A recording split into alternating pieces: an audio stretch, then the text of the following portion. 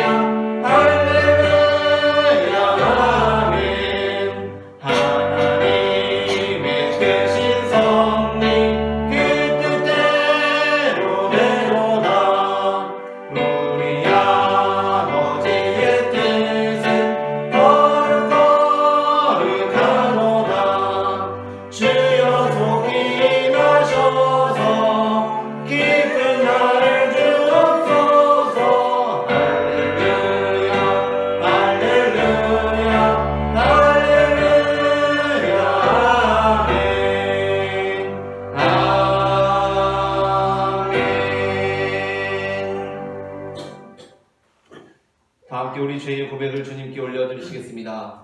교만한 자를 물리치고 겸손한 자에게 은혜를 베푸시는 주님, 저희는 하나님이 없이도 무엇이든지 잘할 수 있을 것이라는 교만한 생각에 젖어 살았습니다. 경건하고 충만했던 가슴에는 아침 안개처럼 사라지는 허망한 것들이 대신 자리를 잡았습니다. 예수님의 재능과 심판을 생각하지 않고 육신의 정욕에 붙들려 살았습니다. 용서해 주옵소서. 예수님의 이름으로 이 고백의 기도를 드립니다. 아멘. 이 시간 우리의 죄를 사하시는 주님의 용서의 말씀을 받으시겠습니다. 너희가 만일 여호와께 돌아오면 너희 형제들과 너희 자녀가 사로잡은 자들에게서 자비를 입어 다시 이 땅으로 돌아오리라. 너희 하나님 여호와는 은혜로우시고 자비하신지라. 너희가 그에게로 돌아오면 그의 얼굴을 너희에게로 돌이키지 아니하시리라 하였더라. 아멘. 다 함께 교독문 35번 시편 84편을 교독하시겠습니다. 만군의 여호와여, 주의 장막이 어찌 그리 사랑스러운지요. 내 영혼이 여호와의 궁정을 사모하여 생각하며 내 마음과 육체가 살아계시는 하나님께 부르짖나이다. 나의 마음 나의 하나님 만군의 여호와여, 주의 제단에서 참새도 제집을 얻고 제비도 새끼들 보금자리를 얻었나이다. 주의 집에 사는 자들을 복이 하나니 그들이 항상 주를 찬송하리라.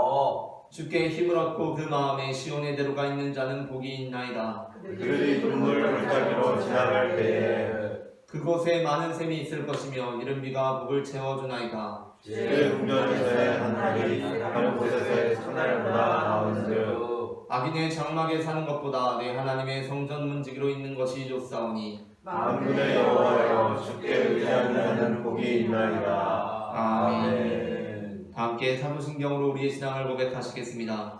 전능하사 천지를 만드신 하나님 아버지를 내가 믿사오며 그 외아들 우리 주 예수 그리스도를 믿사오니 이는 성령으로 잉태하사 동정녀 마리아에게 하시고 본디오 빌라도에게 고난을 받으사 십자가에 못 박혀 죽으시고 장사한 지 사흘 만에 죽은 자 가운데서 다시 살아나시며 하늘에 오르사 전능하신 하나님 우편에 앉아 계시다가 도리로서 산자와 죽은 자를 심판하러 오시리라. 성령을 믿사오며 거룩한 궁예와 성도가 서로 교통하는 것과 죄를 사하여 주시는 것과 몸이 다시 사는 것과 영원히 사는 것을 믿사옵나이다. 아멘.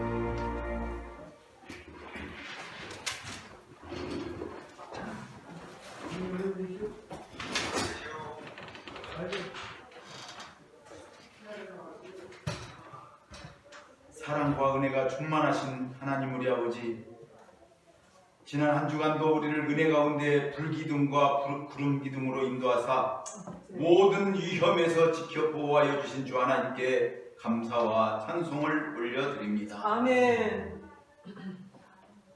주께서 우리를 지금 여기까지 붙잡아 주시되 눈동자를 보호하신 같이 암탉이 병아리를 품은 같이 보호해 주시고 오늘 거룩한 주일을 허락하셔서 주님의 몸된 온유교회에 나와 하나님을 예배하게 하심을 감사드립니다. 아멘.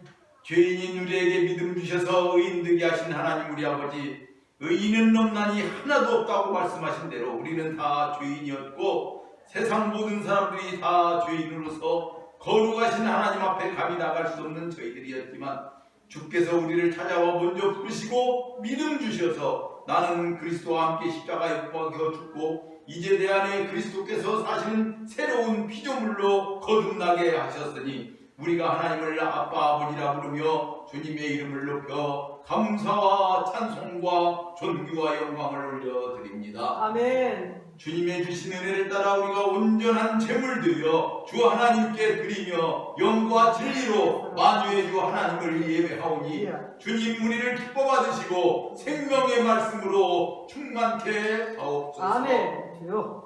은혜로우신 하나님 우리 아버지, 원하고 구하오니 주님의 은혜로 지금 여기까지 장성한 이 나라가 주님의 은혜를 빼앗가지 않게 지켜주옵소서. 사람의 교만함이 하나님을 거역하고 하나님의 뜻을 부인하지 못하도록 막아주옵소서.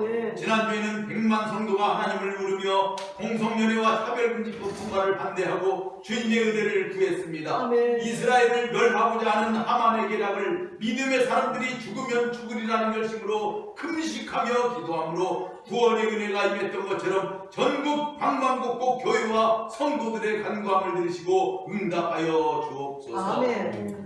이 나라가 바람 앞에 들불같이 꺼져가던 위험의 순간마다 하나님의 구원하심이 있었음을 우리가 알고 감사드립니다. 아멘. 이제도 은혜를 베풀어 주옵소서. 의료 대란으로 온 나라가 혼란스럽습니다. 모든 관계자들에게 하나님 부드러운 마음 주시고 주 하나님을 바라봄으로 정직과 공의가 바로서며 나라 사랑, 결의 사랑의 회복의 역사가 있어지게 하옵소서. 아멘. 남북 간의 평화도 주님 허락하여 주옵소서. 아멘. 온유교회를 사랑하시는 하나님 우리 아버지, 단위에 세우신 주의 종 이용세 담임 목사님을 주의 오른손으로 붙잡아 주시고 생명의 말씀으로 부어주사 허락하신 양들을 치고 먹이는 데 조금도 부족함이 없게 하옵소서. 아멘. 또한 120 정도 12성교사를 섬기는 동문교회를 세우시며 필요를 따라 목사님에게 온전한 동역자도 보내주셔서 주의 일을 감당할 때에 빈부귀천 모든 상황 속에서 기쁨과 즐거움으로 행하는 교회 되게 하옵소서. 아멘. 먼저 우리에게 은혜로 충만케 하사 예배에 집중하는 성도들, 말씀을 온전히 영접하는 성도들, 여호와께 돌아오는 성도들, 믿음으로 승리하는 성도들로 주님 세워주옵소서. 아멘. 이 모든 말씀을 우리 입술의 모든 말과 마음의 묵상까지 연락해 주시는 예수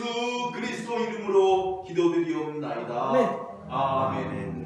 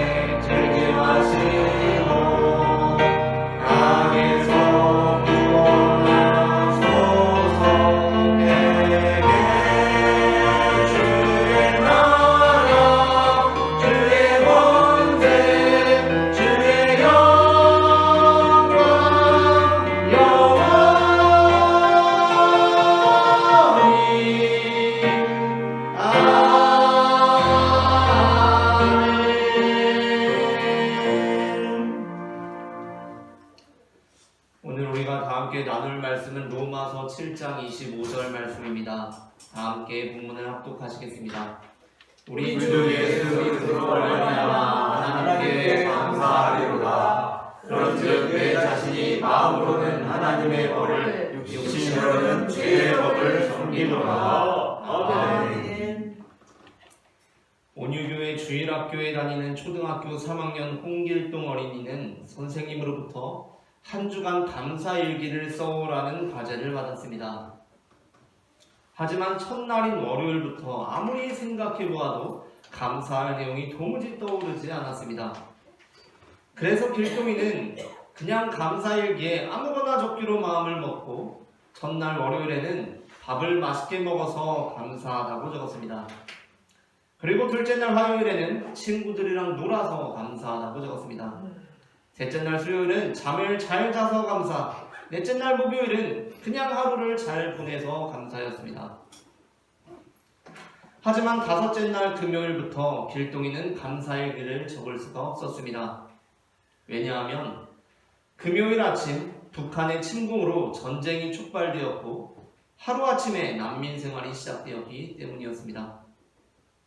그렇게 3년여간의 비참했던 난민 생활을 끝내고 다시 집으로 돌아오게 되었을 때 길동이는 난장판이 된 집구석, 방구석 모퉁이에서 감사일기를 발견하게 되었습니다. 무심코 집어든 감사일기에는 밥을 맛있게 먹어서 감사, 친구들이랑 놀아서 감사, 잠을 잘 자서 감사, 하루를 잘 보내서 감사라는 글귀들이 적혀 있었고 순간 길동이의 머릿속에서는 그때 그 감사의 내용을 적으면서 에이 뭐 그냥 딱히 감사할 것도 없는데 아무거나 적어야겠다 라고 생각하던 자신의 모습이 떠올랐습니다. 사실 우리가 살아가면서 감사할 일이 뭐가 있습니까? 감사할 일이라고는 도무지 하나도 없지 않습니까? 그래도 길동이는 잘 먹고 잘 자고 잘 놀기라도 했지.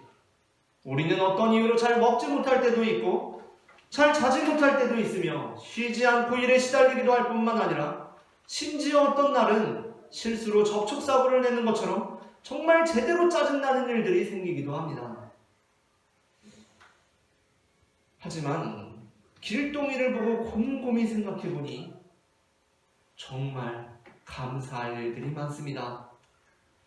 비록 내가 먹고 싶은 것들을 다 먹지 못했더라도 호다는 하루를 마치고 그냥 사람들이 이리저리 걸어다니는 길거리 편의점에서 컵라면을 먹고 있어도 참 불행하다고 생각했는데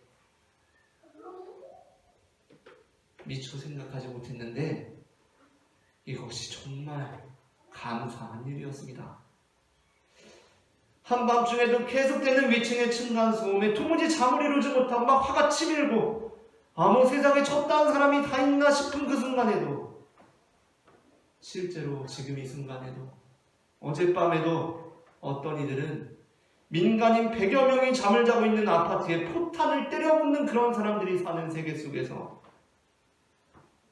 언제 죽을지 모르는 잠을 청했습니다.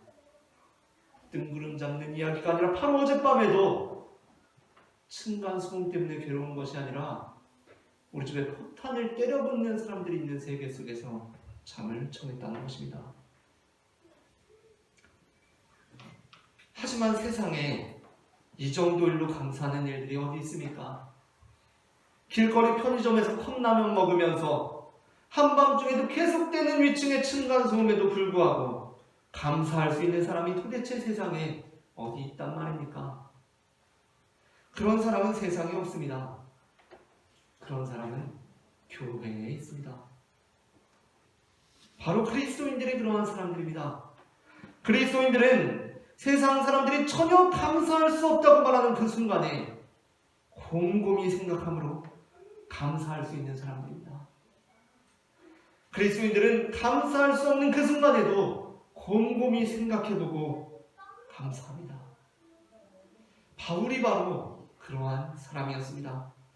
오늘 우리는 그리스도로 말미암아 감사하리로다라는 제목의 설교를 나눕니다. 설교 제목을 제가 한번 읽으면 창하는 식으로 두 번 읽겠습니다. 그리스도로 말미암아 감사하리로다. 그리스도로 말미암아 감사하리로다. 그리스도로 말미암아 감사하리로다. 그리스도로 말미암아 감사하리로다. 전해지는 말씀을 통하여서 바울이 어떠한 감사할 수 없는 상황 속에서 감사했는지 알아보고 우리 또한 감사할 수 없는 상황임에도 불구하고 우리 주 예수 그리스도로 말미암아 하나님께 감사하는 성도가 되기를 소망합니다. 아멘. 그렇다면 바울이 놓였던 감사할 수 없는 상황이란 어떠한 상황입니까? 첫째 함께 읽겠습니다. 첫째, 율법이라는 좋지 않은 과거를 지니게 된 상황입니다. 로마서 7장의 전반부에서 바울은 율법과 우리의 관계 그리고 그리스도와 우리의 관계를 혼인관계, 부부의 관계로 비유합니다. 1절부터 3절을 한 절씩 교독하고 마지막 절 같이 읽겠습니다. 형제들아 내가 법하는 자들에게 말하노니 너희는 그 법이 사람이 살 동안에만 그를 주관하는 줄 알지 못하느냐. 남편 있는 여인이 그 남편 생전에는 법으로 그에게 일반하나 만일 그 남편이 죽으면 남편이 거기서 벗어나느니라. 함께 읽겠습니다. 그러므로 만일 그 남편 생전에 다른 남자에게 가면 음녀라. 그러나 만일 남편이 죽으면 그 법에서 자유롭게 되나니 다른 남자에게 갈지라도 음녀가 되지 아니하느니라. 아멘. 이 말씀은 우리가 과거에는 율법이라는 남편과의 관계에 있었지만 이제는 그 율법이라는 남편이 죽고 새로운 남편 그리스도에게 속하게 되었다는 의미로 한편으로는 바울이 여전히 이미 죽은 남편인 율법에 얽매여 있는 유대인들을 향해 새로운 남편인 그리스도에게로 초대하는 말씀이면서 동시에 한편으로는 바울 자신의 자기 고백이기도 한 말씀입니다. 바울은 그 스스로가 과거에 율법에 얽매였던 존재에서 벗어나 새로운 남편인 그리스도를 만나게 된 사람이기 때문입니다. 그래서 바울은 자신이 율법으로부터 벗어나서 그리스도에게 속하게 된 것으로 인하여 감사합니다. 하지만 이것은 당연한 것 아닙니까? 누구나 자신을 괴롭히고 못살게 굴던 과거의 전 남친과 결별한 후에 아주 좋은 새로운 남자친구를 만나게 되면 감사할 것입니다. 그런데 바울의 감사에는 특별함이 있습니다. 그것은 바울이 단순히 새로운 남편을 얻게 되어서 감사하다는 것이 아니라 새로운 남편을 얻고 보니 이전에 율법 아래에 있었던 것도 감사하다는 의미로 이 말씀을 하고 있기 때문입니다. 4절 말씀을 함께 읽겠습니다. 그러므로 내 형제들아 너희도 그리스도의 몸으로 말미암아 율법에 대하여 죽임을 당하였으니 이는 다르니 곧 죽은 자 가운데서 살아나신 이에게 가서 우리가 하나님을 위하여 열매를 맺게 하려 함이라. 아멘. 이 말씀의 의미가 무엇입니까? 이 말씀에서 과거 율법과의 관계는 오늘의 우리에게 있어서 부정되지 않습니다. 율법과의 관계 우리의 과거는 오늘의 우리에게 있어서 그대로 수용됩니다. 그러니까 과거 우리가 율법과의 관계 안에서 살았던 것까지도 우리가 그리스도와 새롭게 연합하고 하나님 안에서 열매를 맺게 하는 삶으로 나아가게 하는 과정이 되었으므로 율법 역시 선하다는 것입니다. 물론 우리 삶에 어려움이 찾아오고 그것이 우리에게 상처뿐인 과거로 남는다는 것은 유쾌한 일이 아닙니다. 그래서 때로는 우리의 좋지 못한 과거가 오늘 우리의 발목을 잡는 사슬이 되기도 합니다. 그러나 우리가 예수 그리스도를 만나는 것과 같은 인생의 가장 결정적인 사건을 경험하게 되었을 때 우리의 모든 과거는 오늘 우리에게 있어서 부정되는 것이 아니라 오늘 우리에게 그대로 수용됩니다. 그러니까 결정적인 사건이라는 것은 이전의 모든 과정을 다 긍정적으로 미화시키는 것입니다. 2002년 월드컵 16강 이탈리아전에서 안정환 선수는 경기 초반에 찾아온 중요한 기회인 페널티킥을 실축합니다. 차기는 제대로 찬 것 같은데 축구 역사상 손꼽히는 골키퍼인 부폰이라는 골키퍼가 그 당시 이탈리아의 골키퍼였습니다. 지금까지 축구 역사상 1번으로 뽑는 사람들도 많을 거고 적어도 누가 뽑더라도 5손가락 안에 드는 부폰이라는 골키퍼가 있었는데 그 골키퍼가 안정환의 페널티킥을 막은 것입니다. 그러면 우리나라에게 좋은 일입니까? 나쁜 일입니까? 당연히 나쁜 일입니다. 그것이 들어갔다면 좋았을 것 같습니다. 그런데 경기의 결과가 어떻게 났습니까? 경기에서 매우 결정적인 사건이 벌어지는데 그것은 바로 안정환 선수가 골든골을 넣은 사건이었습니다. 그 경기에서 안정환 선수가 역전 골든골을 넣어서 우리나라가 이탈리아에 역전승을 하게 됩니다. 우리가 이탈리아를 이겼습니다. 그렇게 결정적인 사건, 골든골을 넣는 사건이 일어났습니다. 그렇다면 경기 초반에 페널티킥을 못 넣은 것은 좋은 일입니까? 나쁜 일입니까? 결정적 사건이 벌어지고 나서 보니까 그건 나름대로 심지어 잘된 일이라고까지 여겨진다는 것입니다. 만약 우리가 그것을 넣었다면 선제골을 넣긴 했지만 여전히 이탈리아에게 졌을 가능성이 훨씬 크다는 것입니다. 이탈리아는 축구 역사에서 우승 후보가 아니었던 적이 거의 없는 강호입니다. 물론 2002년 한국팀이 강했던 것은 맞지만 전통 강호인 이탈리아가 초반에 얻어맞은 한 골로 정신을 차려서 우리나라가 오히려 역전당했을 가능성이 완전히 없을 수 없는 아주 큰 가능성이라는 것입니다. 그러니까 어쨌든 골든골 승리라는 결정적 사건을 겪어보니까 그 페널티킥을 못 넣고 흘러온 이 경기가 결국 우리를 승리로 이끌었고, 그러니 그것마저도 잘된 일로 미화된다는 것입니다. 이처럼 결정적인 사건이 있으면 그 전에 모든 것은 아름답게 미화됩니다. 그러니까 지금 사도 바울은 율법을 아주 나쁜 전남편으로 그리고 있는 것이 아닙니다. 물론 율법이 좋은 것은 아니었습니다. 율법은 어떠한 면에서 아내를 괴롭히고 못살게 구는 남편이었습니다. 하지만 바울이 예수 그리스도를 만나고 보니까, 결정적 사건을 겪어보니까 율법이라는 과거 역시 나에게 감사의 제목이 된다고 고백하고 있는 것입니다. 그렇기 때문에 로마서 7장에서 율법은 우리를 괴롭힌 것이지만 선한 것이다 라고 고백되고 있는 것입니다. 전 남편과의 관계에서 행복하지 못하게 살다가 어떤 일로 남편을 사별하게 되고 새로운 남자를 만나서 결혼을 했습니다. 그런데 이 남자가 정말 너무나 괜찮은 남자라서 살아볼수록 너무 행복한 것입니다. 그래서 함께 길을 걷다가 나도 모르게 이런 말을 해버리고 말았습니다. 그 지긋지긋한 전 남편보다 당신을 먼저 만났다면 얼마나 좋았을까? 라는 얘기를 아내가 새로운 남편에게 했습니다. 그때 이 남편이 맞아, 그랬다면 참 좋았겠다 라고 말하면 이 남편은 별로 멋이 없는 남편입니다. 왜냐하면 그 남자는 아내의 과거를 부정하고 있기 때문입니다. 이 사람이 정말 괜찮은 사람이라면 우리는 아내에게, 배우자에게 어떤 이야기를 해줄 것 같습니까? 그는 자신의 아내의 과거를 부정하지 않고 그대로 수용하며 이렇게 말해줄 것입니다. 그래도 그 길의 끝에서 나를 만나게 된 거잖아. 그러고 보면 우리들의 지난 날들도 다 우리가 서로를 만나기 위해서 걸어온 거야 라고 말입니다. 이 말을 듣고 아내는 다시 한번 이 남자 정말 좋은 사람이구나 라고 생각하게 됩니다. 바울은 예수님을 만나고 자신의 지난 날을 탄식하지 않습니다. 내가 율법과 보낸 시간들이 개탄스럽다고 하지 않습니다. 물론 예수님을 만나고 자신의 지난 날들을 모두 배설물과 같이 여겼습니다. 그러나 그렇다고 그 배설물을 부정적으로만 보는 것은 아닙니다. 우리는 우리의 배설물이 지난날 우리를 살게 한 소중한 음식들이었다는 것을 늘 기억해야 합니다.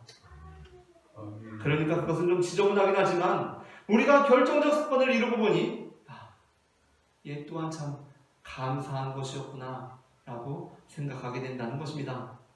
다음으로 둘째 함께 읽겠습니다. 둘째, 바울에게는 율법을 통해 죄가 발견되는 어려움이 있었습니다. 바울은 어떤 어려움 속에서 감사했는가? 바울이 겪었던 어려움은 율법을 통해서 죄가 발견되는 어려움이 있었다는 것입니다.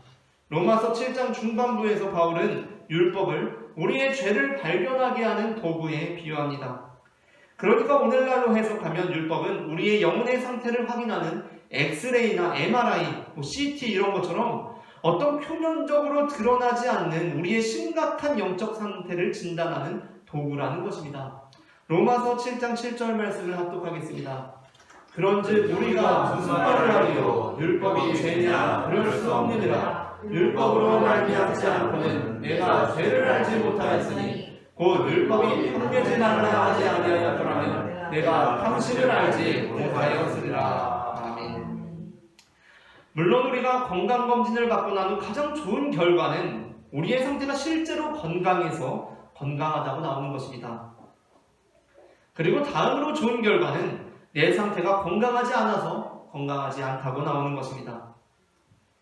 이 결과가 최악인 것 같은데 최악이 아닌 이유는 상태가 심각하든지 그렇지 않든지 대부분의 경우 해결책 또는 유의할 사항에 대한 의사의 소견을 들을 수 있기 때문입니다. 그렇다면 최악의 결과는 어떠한 것입니까? 그것은 내가 지금 건강하지 않은데 오진이나 잘못된 판독으로 인해서 내 결과가 건강하다고 나와버리는 것입니다. 사실 지금 내 안에 암덩어리가 자라고 있거나 내 장기에 문제가 생겨서 매우 좋지 않은 상황입니다. 그런데 오진을 해서 의사가 나보고 건강하다고 합니다. 문제가 없다고 합니다. 그러면 나는 좋은 결과를 받은 것 같지만 실상은 지금 최악의 결과를 받은 셈이라는 것입니다. 그러한 면에서 바울은 우리가 율법을 통해 죄를 발견하게 된 것이 마치 우리 삶에 시련이 찾아오는 것 같이 아픈 일이지만 그럼에도 불구하고 그것은 우리로 하여금 예수 그리스도라는 해결책으로 나아가게 하니 좋은 일이라고 말씀합니다. 우리는 누구나 행복하게만 살고 싶습니다. 시련이나 어려운 일은 싫습니다. 하지만 바울은 만일 그랬다면 우리는 내가 내 힘으로 잘 살고 있다고 생각했을 텐데 그 어려움들로 인하여 우리가 예수 그리스도가 필요한 존재라는 것을 알게 되니 이 또한 얼마나 감사한 일이냐는 것입니다. 얼마 전에 우연히 차두리 선수에 관한 영상을 보게 되었습니다. 제가 축구 영상을 자주 보다 보니까 알고리즘에 그런 것만 뜹니다. 그래서 차두리 영상을 보게 되었는데 그 영상은 2002년 월드컵 16강 이탈리아전에 관한 내용을 담고 있었습니다. 사실 차두리 선수가 안정환 선수가 골든골을 넣은 바로 그 이탈리아전에서 골든골의 주인공이 될 수도 있었던 선수였다는 것입니다. 경기 막바지에 설기현 선수의 천금 같은 동점골이 터졌습니다. 90분이 거의 다 될 때 동점골이 터지고 경기가 연장으로 가게 되자 승부사였던 히딩크 감독은 당시 경험이 부족하지만 발이 아주 빠르고 젊었던 차두리 선수를 투입해서 이탈리아의 수비진을 흔들려고 합니다. 그리고 정말 차두리 선수에게 찬스가 왔습니다. 연장전 골든골 넣으면 경기가 끝나는 그 순간에 차두리 선수에게 찬스가 왔습니다. 박스 안에서 공이 높게 떴는데 슈팅하기 어려운 자세이긴 했지만 차두리 선수가 골문 앞 약 2-3m 앞에서 높게 뜬 공을 오버헤드킥을 했습니다. 지금 아마 유튜브에서 집에 가셔서 검색해보시면 차두리 이탈리아전 오버헤드킥 검색해보시면 나올 텐데 지금 봐도 정말 엄청난 순간에 골든골이 터지면 경기가 끝나는 그 엄청난 순간에 말 그대로 엄청난 슈팅이 나왔던 것입니다. 오버헤드킥이 나왔습니다. 심지어 그 슈팅이 골문 안으로 향했습니다. 그런데 이탈리아 골키퍼가 아까 누구라고 했죠?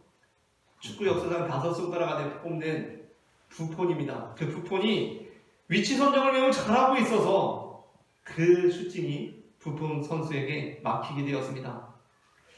시간이 흘러서 차두리 선수는 그때 그 골이 들어갔다면 본인의 인생이 어떻게 달라졌을 것 같으냐 라는 질문을 받습니다.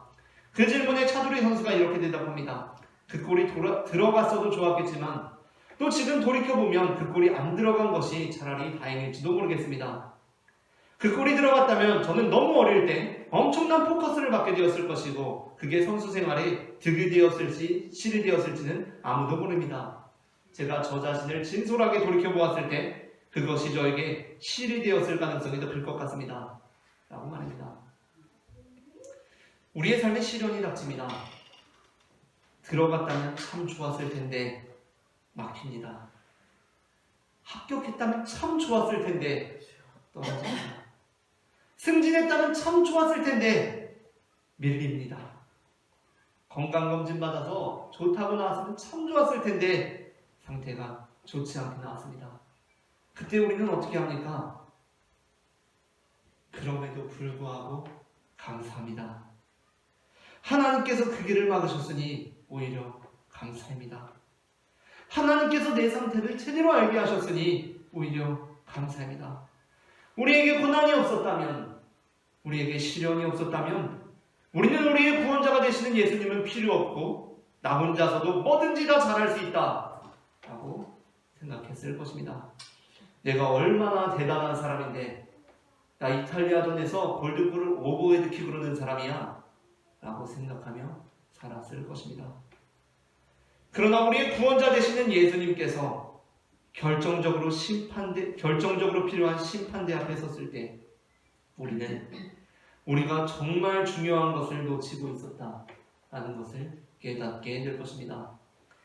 마지막으로 셋째, 바울은 어떠한 어려움 속에서 감사했는가? 셋째 함께 읽겠습니다. 셋째, 바울에게는 최선을 다해도 뜻하는 것이 이루어지지 않는 어려움이 있었습니다. 로마서 7장의 후반부에는 최선을 다해도 뜻하는 것이 이루어지지 않는 바울의 탄식이 담겨 있습니다. 21절부터 24절을 한 절씩 교독하겠습니다. 그러므로 내가 한 법을 깨달았노니 곧 선을 행하기 원하는 나에게 악이 함께 있는 것이로다. 내 속사람으로는 하나님의 법을 좋아하되 내 지체 속에서 한 다른 법이 내 마음의 법과 싸워 내 지체 속에 있는 죄의 법으로 나를 사로잡는 것을 보는도다. 보라 나는 공부한 사람이로다. 이 사망의 몸에서 누가 나를 건져내랴. 아멘. 인생을 살면서 가장 절망적인 순간 중 하나는 최선을 다했는데도 되지 않을 때인 것 같습니다. 뭔가 최선을 다하지 않았으면 덜 낙심될 것 같기도 한데 내가 최선을 다했는데도 되지 않으면 우리는 패배감과 절망감에 사로잡히게 됩니다. 이때 감사하기는 정말 어렵습니다. 그러나 바울은 그럼에도 불구하고 감사합니다. 왜냐하면 예수님께서 나를 구원해 주시기 때문입니다. 요한복음 5장에는 38해 된 병자가 등장합니다. 연못가에 누워있는 그에게 예수님께서 오셔서 네가 낫고자 하느냐? 라고 물으십니다. 그에 대한 병자의 대답에는 그의 절망이 고스란히 담겨 있습니다. 그는 이렇게 대답합니다. 7절 말씀을 합독하겠습니다. 병자가 대답하되 주여 물이 움직일 때에 나를 못에 넣어주는 사람이 없어 내가 가는 동안에 다른 사람이 먼저 내려가리라. 아멘. 그는 천사가 물을 움직이게 했을 때 먼저 들어가는 자가 치유함을 받는 전술적인 연못 근처에서 항상 천사가 그 물을 통하게 했을 때 먼저 들어가기 위해 애써왔습니다. 그러나 그는 제대로 걸을 수 없었기에 내가 가는 동안에 그가 연못에 들어가기 전에 이미 다른 사람이 들어갑니다. 얼마나 절망스럽겠습니까? 그 과정이 몇 번이었겠습니까? 계속 기어서 연못으로 가는데 다른 사람들이 뛰어서 연못에 들어가니까 나는 항상 지는 것입니다. 내가 아무리 했어도 안 됩니다. 아무리 해도 안 됩니다. 나는 안 됩니다. 그때 어떻게 감사할 수가 있겠습니까? 정말 감사할 수 없습니다. 그러나 바울은 감사합니다. 왜냐하면 예수님께서 우리를 구원해 주시기 때문입니다. 우리가 그렇게 그 연못으로 아등바등 가려고 해도 가지 못할 때 예수님께서 내 삶에 찾아오셔서 네가 낫고자 하느냐 말씀하시고 우리를 고쳐주실 것이기 때문입니다. 24절부터 25절에 납득이 되지 않는 바울의 고백을 함께 읽겠습니다. 오호라 나는 공고한 사람이로다. 이 사망의 몸에서 누가 나를 건져내랴. 우리 주 예수 그리스도로 말미암아 하나님께 감사하리로다. 그런즉 내 자신이 마음으로는 하나님의 법을 육신으로는 죄의 법을 섬기노라. 아멘. 분명히 앞서 읽은 내용과 같이 바울은 21절에서 자신이 속사람으로는 하나님의 법을 즐거워하지만 자신의 지체 속에서 한 다른 법이 죄의 법으로 자신을 사로잡는다고 탄식합니다. 그러니까 아무리 노력해도 내가 죄를 안 지을 수가 없다라는 탄식입니다. 그러면 절망에 빠져야 맞습니다. 또한 25절의 하반절은 그래서 자신은 내 자신이 마음으로는 하나님의 법을 육신으로는 죄의 법을 섬기는 상태라고 고백합니다. 내가 마음으로는 하나님의 법을 섬기고자 하지만 육신으로는 계속 죄의 법을 섬기는 상태가 바로 내 상태라고 합니다. 아니, 내가 마음으로도 하나님의 법을 즐거워하고 육신으로도 죄의 법에 대해서 승리해서 그 법을 물리쳐버리고 육신으로도 하나님의 법을 즐거워해야 감사할 수 있는 거 아닙니까? 바울은 지금 자기가 마음으로는 하나님의 법을 섬기고 육신으로는 죄의 법을 섬기고 있다고 합니다. 아무리 노력해도 죄로부터 벗어날 수 없다라고 탄식합니다. 그러면 패배주의가 그를 사로잡아야 맞습니다. 하지만 그는 그렇게 하지 않습니다. 앞선 절망과 뒤이어지는 패배의 틈바구니 속에서 그는 이렇게 선포합니다. 우리 주 예수 그리스도를 말미암아 하나님께 감사하렵다. 왜 그렇습니까? 그 절망과 패배의 틈바구니 속에서도 주님께서 우리의 구원이 되시기 때문입니다. 그리스도인은 아직 그래도 우리나라에는 전쟁이 닥치지 않았으니 감사하는 사람들이 아닙니다. 그리스도인은 아직 그래도 우리나라에는 전쟁이 일어나지 않았으니까 감사하는 사람들이 아닙니다. 하박국 선지자는 임박한 심판인 전쟁, 그것도 처참하게 패배할 것이 분명한 전쟁을 앞두고 이렇게 고백합니다. 하박국 3장 17절부터 18절을 함께 읽겠습니다. 비록 무화과 나무가 무성하지 못하며 포도나무에 열매가 없으며 감람나무에 소출이 없으며 밭에 먹을 것이 없으며 우리의 양이 없으며 외양간에 소가 없을지라도 나는 여호와로 말미암아 즐거워하며 구원의 하나님으로 말미암아 기뻐하리로다. 아멘. 하박국이 전쟁을 앞두고 그 전쟁 앞에서 감사한 이유는 무엇입니까? 그럼에도 불구하고 여호와 하나님이 우리의 구원이 되실 것이기 때문입니다. 당시 유대 나라는 전쟁을 앞두고 있었습니다. 하나님의 심판을 앞두고 있었습니다. 우상을 섬기듯이 하나님을 섬기고 이방 종교에 기웃거리며 감사하지 못하고 늘 불평하고 원망한 그들의 모습 가운데 하나님께서는 전쟁으로 그들을 심판하셨습니다.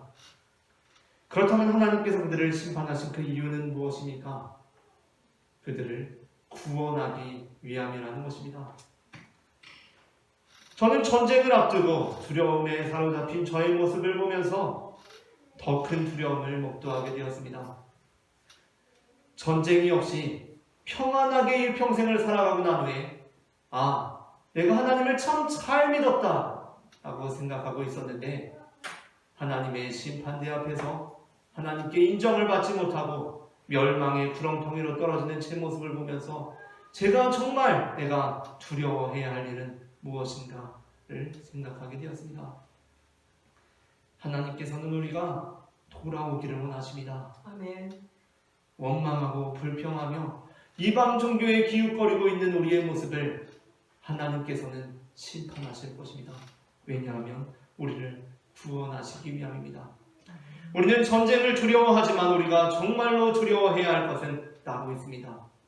전쟁 없이 평안하게 일평생을 살다가 영원한 고통 중에 떨어지는 것을 우리는 정말 두려워해야 합니다. 아멘. 우리의 일생 중에 전쟁이 찾아와서 우리가 하나님에 대한 우리의 신앙을 똑바로 하고 영원한 하나님 나라에 들어가게 되는 것이 우리에게는 실제로 복된 일이라는 것입니다.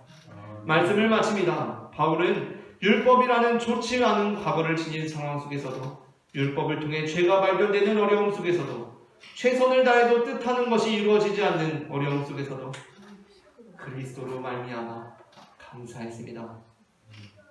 우리 또한 그리스도로 말미암아 감사하는 성도가 되어 주어진 모든 것을 감사로 극복할 수 있기를 바랍니다. 아멘. 다 함께 기도하시겠습니다. 사랑의 주님 은혜를 감사합니다.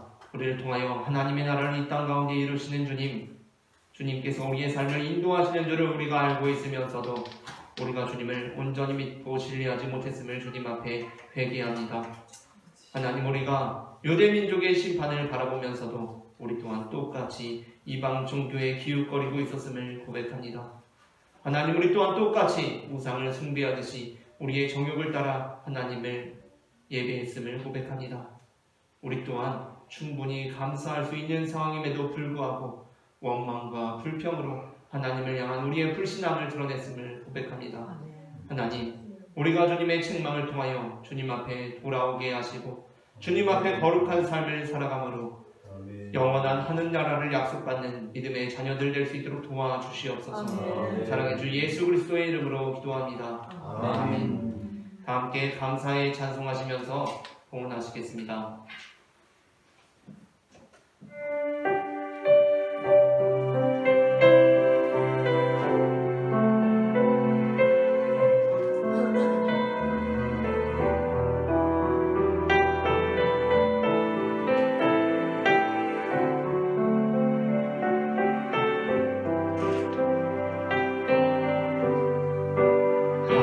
감사해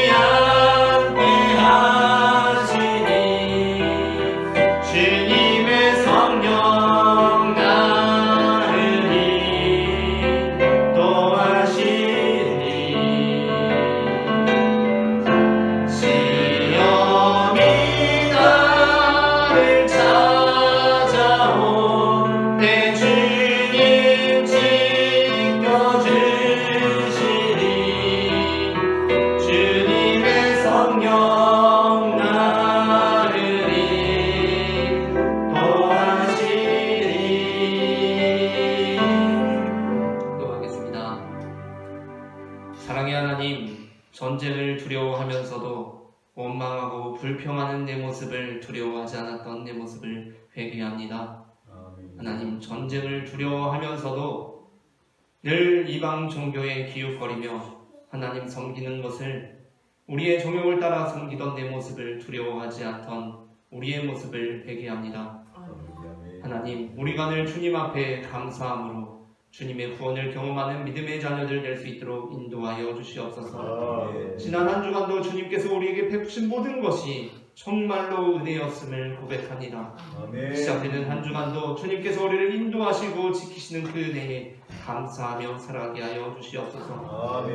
이 시간에도 주님 앞에 예물 드린 손길들을 기억하여 주시고 우리의 잔에 차고도 넘치도록 주님께서 부어주시는 그 은혜와 축복이 우리의 가족들과 이웃들과 동료들과 친구들에게까지 흘러갈 수 있도록 역사하여 주시옵소서. 사랑의 주 예수 그리스도의 이름으로 기도합니다. 아멘. 이 시간에는 우리에게 생명을 주시는 주님의 몸과 피를 받으시겠습니다.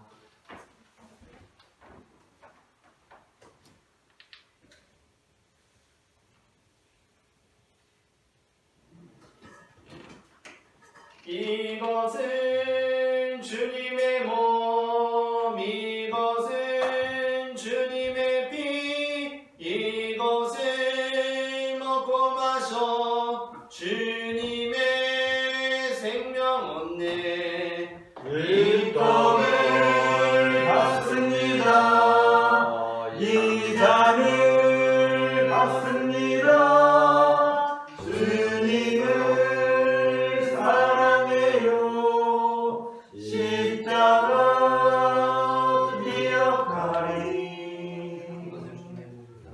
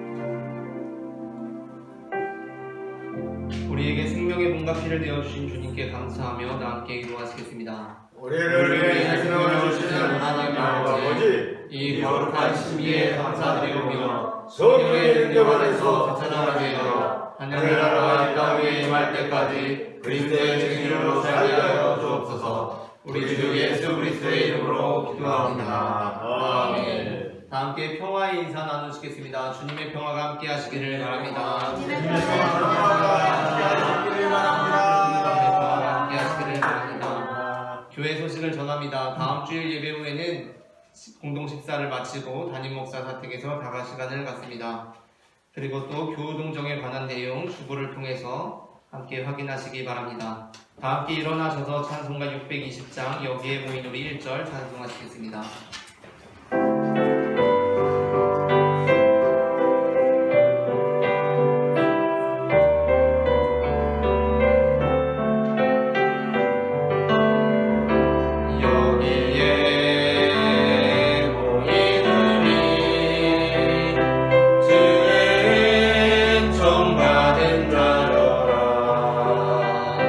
주께서 이 자리에